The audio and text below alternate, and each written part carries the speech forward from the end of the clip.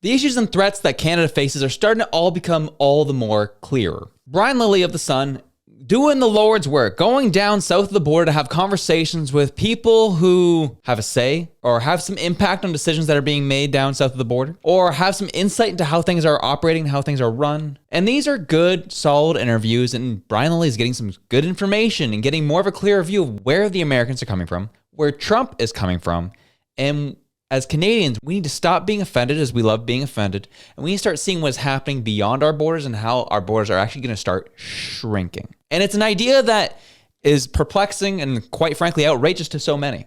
Well, but Donald Trump's going to call us the 51st state. Yeah, I know what you're talking about. No, that's not what I'm talking about.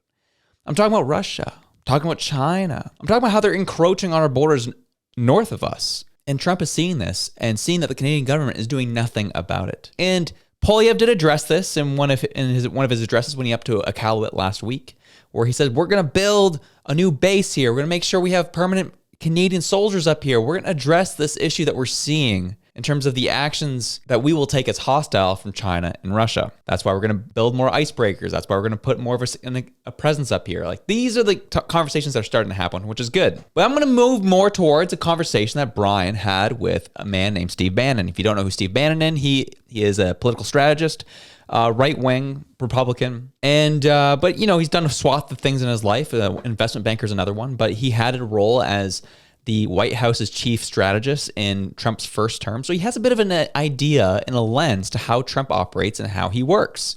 Right now, Steve Bannon now runs a show called The War Room, and that he does political commentary, just kind of like what we do here at our show. And so Brian Lilley got an opportunity to have a conversation with him and have an interview with him. And it's a fantastic interview, about 23 minutes. We'll link it down below. And it was pretty informative, and it was interesting to kind of hear his perspective. And that's exactly what it was, a perspective. Take it for what it is. Research it on your own, think about it, and really come up with your own conclusions of what is happening. Based on what we're currently seeing in the world, it might not be far off what he's explaining. And so what we're going to do is we're going to break down a couple points from this interview and kind of piece it together of what we are currently seeing happening within our country. But before we do that, just a couple shout outs here. We have James coming in hot, dropping some money on us. Really appreciate it. Thank you so much, James. As I said, we appreciate it. It's not an expectation, but it does help us run the show. It helps us continue to buy new equipment, helps us to fly our people across the country, be able to get more data and intel and get stories done. It really is helpful to kind of keeping the show going. So thank you so much. If you do, again, not an expectation, but thank you so much. You giving us your time is enough, but the donations are very helpful, and we are very grateful. Next is a donation came from Mary, who accompanied it with a long message, which we really appreciate the love and the thought and care that went into that message. But one thing that she mentioned was, I was excited to find your channel on YouTube. I wanted to find sane, engaging Canadians speaking truth, and I found you. And of course, Jasmine. We love Jasmine. So happy. I've encouraged my 30-something-year-old and her friends to listen, and I know she is. One of the things she likes is how short and concise your videos are. Me too. Hey, I'm grateful. I'll tell you, I don't know if this video is going to be all that concise, but we're going to try our best to do so. So let's get right on into it. So the first point and issue Canadians are having these days is, what is up with this 51st state rhetoric? Why is Trump taking such a hard stance against us? What is going on? And Bannon explains from his perspective and the American perspective of what they see happening in the Western Hemisphere, what China's trying to do, what Russia's trying to do, and that Canadians need to take in stock of what is happening and start questioning their officials of what is going on. If you also look at the Chinese Communist Party, unrestricted warfare, the Chinese Communist Party has been at war with the United States since May of 1989. Xi said it, the People's War. They're doing it through cyber. They're doing it through political warfare. They're doing it through information warfare. They're doing economic political interference in Canada. Canada, you guys are much far. Look, as badly as we're infiltrated, Canada's actually worse. And Trudeau's exacerbated this. This is something the Canadian people got to wake up to. You're losing your sovereignty as you speak. That's why your crisis on your northern border. The irony in Canada, given everything through valor of arms and courage that you've defended, now what was always strategically your greatest, the thing you had greatest, which was your northern border and kind of the Arctic, now becomes your greatest exposure to actual losing territorial integrity and sovereignty, the Chinese Communist Party, which has already infiltrated Canada. Look at Huawei. Look at all the situations in Canada. They're at war just because, remember, in Chinese Communist Party doctrine, if they have to start like Sun Tzu, if they have to start shooting, they think the kinetic part, which has already started in Europe and Ukraine, the kinetic part of the war is where they don't want to take on the foreign devils, right? Because the foreign devils know how to man up and know how to fight. What they want to do is unrestricted warfare, is defeat the West even before any guns are fired. And they're quite far advanced in the United States, and I would argue they're farther advanced in Canada. So people sit there and go, well, we're not really at war. That's like people in Europe in 1930, in the summer of 1939, sitting there going, we're actually not at war. It's a beautiful summer here. And the clouds of war were all over them. They just couldn't see over the horizon. I agree with what he's saying here. Because I've said it a lot of times in terms of even in our own country and what things are happening in terms on the political level, that we are in a cold civil war. It's not like people are taking arms against each other, but there are media manipulation that's happening. We're seeing the splitting of families, splitting of marriages, splitting of long-term friendships over politics, over way people view things. We are seeing, in some cases, especially in the States, we're seeing pockets of violence break out based on political reasoning. We've seen terrorist attacks happen based on political ideology in the States, specifically over the past handful of years. So it doesn't have to be people taking arms against each other. It starts with the internet. It starts with media. It starts with communication. That is all how this all works. What he brought up here with China not wanting to have a hot war with the Americans because they know they would lose, even though they have many more people than the United States. They know they would lose only because if they tried storming the United States, they have this something called the Second Amendment, where people have guns on them all over this country. So they know in a hot war, they would likely lose because the people are armed. However, as Steve Bannon pointed out here, they've gone about it in cyber warfare, gone about it in trying to subvert our political establishment. As we've talked about recently, where members of the United Front are getting a little too close and cozy with members of the Liberal Party. And they're going to do it through media manipulation, as we're currently seeing, where you will have Chinese bots, Russian bots, who will just make accounts just to stir up division in comment sections to create more tension in the United States or more tension in the West. There are times, and I know many people have likely felt this themselves, where you're scrolling on social media, you're going through the comment sections, you're going through Twitter, you're going through YouTube, and you start getting more and more angry. And you start seeing the person on the other side of the political aisle as the enemy. And that's kind of what China's design is, how they've been operating, is they want to create division within the West so that it eats itself apart. And specific ideologies are pushed so that we essentially neuter ourselves.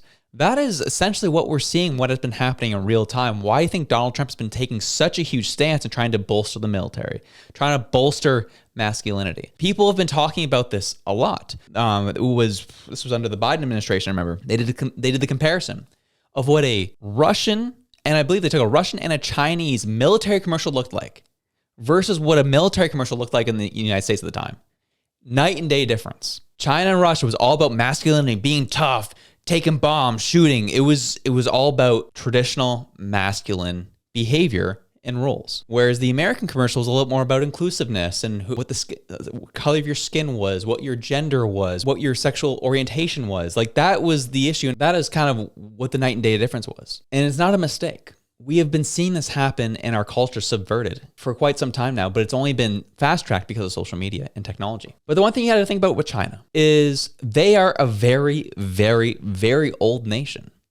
They operate in different processes than we do. They have engaged in intelligence operations that have spanned over 40 or 50 years. That's kind of how they work. Those are the type of processes that they work in. Whereas our processes are more like 5 to 10 years. We look at time when it comes to intelligence operations very differently than the Chinese do. And so China's been doing their thing and trying to subvert the West for a long time. You heard Bannon say it here, where they declared war on the US in 1989. And we've been seeing it here in Canada, where you're seeing wealthy people from Asia coming over here, buying up our real estate, letting it sit, going over, using the properties that they've bought as money laundering schemes to continue to bring over and elicit illegal activity that we view here and continued this operation of influence amongst our Canadian people. And I don't share this to try and scare you. I don't share this to try and fearmonger, because I've seen people on the left love to do that. I'm trying my best not to do that. What I want to do is just make you more aware of what's happening. I don't want you to take my word for this. I want you to do your own research on this. And if you're interested, let me know in the comments if you want me to do more of a deep dive in terms of what China has done and the operations that they've tried to execute on over the last 30, 40, 50 years. I'll be happy to do that. But for now, that is what we have seen and how things have operated. And so Steve Bannon here is not far off from my understanding of what I've learned. And he tries to hit the point home there, right? He says, if you don't get what is happening, you will lose your sovereignty to the Chinese Communist Party. Whether you like it or not, it will happen if you don't start waking up and having these conversations and putting pressure on your public officials. Brian Lilley brought it up later in the conversation, was like, okay, we hear you, but the whole 51st state stuff may have inadvertently given new life to the Liberal Party. And now you might not be working with the Conservative Party in the near future. You could potentially still be working with the Liberal Party, just with a new face, a new party that believes in carbon tariffs. And what would happen, and how would the Americans view it if carbon tariffs were applied to their economy by their Canadian neighbor? And he said, well, the American people would view that as that Canada sees them as a hostile power. And we would then have to reevaluate our relationship with Canada. So just to get you straight with that, again, go watch this interview. It's very interesting. But you vote Carney in, you will effectively end our relationship with the United States. That will happen. That's not an exaggeration, not hyperbolic. That will happen. And is that a world that you want to live in? Do you want to be a proxy for China's battle against the United States? Or do you want to side with our American brothers and sisters and fight against communist influences coming over from China? That's the question. What do we want to do? But then one last point here in the video, where Lilley poses the question to a statement that President Hu posed to Stephen Harper over 10 years ago about how he views China, how he views the West, and what they were going to do moving forward. And then Steve Bannon answers to that question. It's very fascinating. Take a watch. It was around 2010. I think it was President Hu back then was coming to Canada. He was going to visit then Prime Minister Stephen Harper. Official visit, things had not changed. Even the bipartisan consensus in Washington still hadn't changed towards China. It has now, and it has in Canada. Well, maybe not for Trudeau's Liberals. But I remember reading a piece where Hu said, before he left, I mean, this was clearly a planted message to send to Canada, as he was coming for a visit, that they view themselves as an Arctic nation, and they believe that they get the resources in the Arctic. They have a very different vision of the future of the Arctic than Canada or the United States does, and it includes them pillaging it. It includes them controlling it and controlling the territory of northern Canada. You're absolutely correct. This is not just something that came to President Trump out of nowhere. This is the aggressiveness of the Chinese Communist Party in the Arctic, geostrategically and for resources. And as a wake-up call, when they say the Arctic, they just don't mean the polar cap. They mean coming down, and you're going to lose. It's just quite simple. You're a Dominion nation. But in your alliance in the Dominion, is NATO going to come and help you? Is NATO that won't pay for themselves? Are they going to come and help you in the Arctic? The territorial integrity and sovereignty of Canada is going to be tested and lost in the northern provinces and around Canada. And he said it on a state visit. This was 14 years ago. And they've been laboring away long before then, but they've been laboring away since then. And they're a major Arctic power. And they are a major Arctic power. As he said there, Canada's sovereignty will be put to the test with how we react to China and Russia looking to take parts of our Canadian Arctic. The enemy is not Donald Trump. The enemy is not the Americans. Donald Trump is just highlighting the symptom that we've been suffering from for some time now. And my friends, I've said this and I'll say it again. We can make a decision. Either we speak loudly to our political leaders, share things like this, and make it abundantly clear of what the issues that matter to us. Because if we don't, we just let it ride, we will either become the 51st state or the 27th province of China. None of which will end with us being our own sovereign nation that we call Canada. And that's why the rhetoric around booing the American national anthem, the rhetoric around hating Donald Trump and saying we're going to become the 51st state, the crap around the dollar for dollar tariffs, I'm kind of over that. And that goes to the Conservative Party as well. That rhetoric needs to end immediately. It is not helpful. The point in the shift needs to focus on what is happening, what China has brought to our shores. We can start about the fentanyl crisis and how they have allowed that, how they've brought that to us. And now the Canadian government has allowed them to run roughshod over our country with huge money laundering schemes coming out of Vancouver and BC. Out of Vancouver and Toronto, where you've seen these huge triad organizations operating and working with the Mexican cartels to funnel all the drugs across the country and essentially destabilize the West. We've watched videos time and time again of that, how that's what they're trying to do. And these are the mechanisms that places like China are trying to use because they know they can't win in a hot war, but they are using other mechanisms to subvert our way of life so that we are more easily defeated. That's just how this all works. I know it's hard to believe because We've never really experienced true hardship in terms of war in our country before. It's never happened. I can't say that I've had bombs flying over my head living here in Canada. However, there is a war that we're witnessing. It's just hard to see it because it's happening in a very nuanced way that it is hard to explain and help someone believe what is currently happening. And because these organizations and groups are so close to our current government, they are going to make the issue Donald Trump. And since they care so much about having power and control, they will try to make an enemy out of whatever they can that will get Canadians on their side. In this case, it'll be Donald Trump. And the last thing I'll say, look at this headline. Liberal leadership hopeful Mark Carney says he'd run a deficit to invest and grow Canada's economy. Liberal leadership hopeful Mark Carney confirmed Sunday that a federal government led by him would run a deficit to invest and grow Canada's economy, but it would also balance its operational spending over the next 3 years. Let that sink in for a second, okay? Let that sink in. Does that not sound very familiar to something that was said close to 10 years ago now? This article from August 27th, 2015. Justin Trudeau says Liberals plan 3 years of deficits to push infrastructure. The Liberal fiscal plan would see a modest short-term deficit of less than $10 billion for each of the first 3 years and then a balanced budget by 2019-2020, the fiscal year. It's the same repackaged garbage. We're going to get the exact same government, except for far worse, because you have someone at the helm who is more deceitful to the Canadian people. And as I said, a Mark Carney election would essentially end the sovereignty of Canada. Either we will be absorbed by the United States or we will just become an extension of Chinese influence.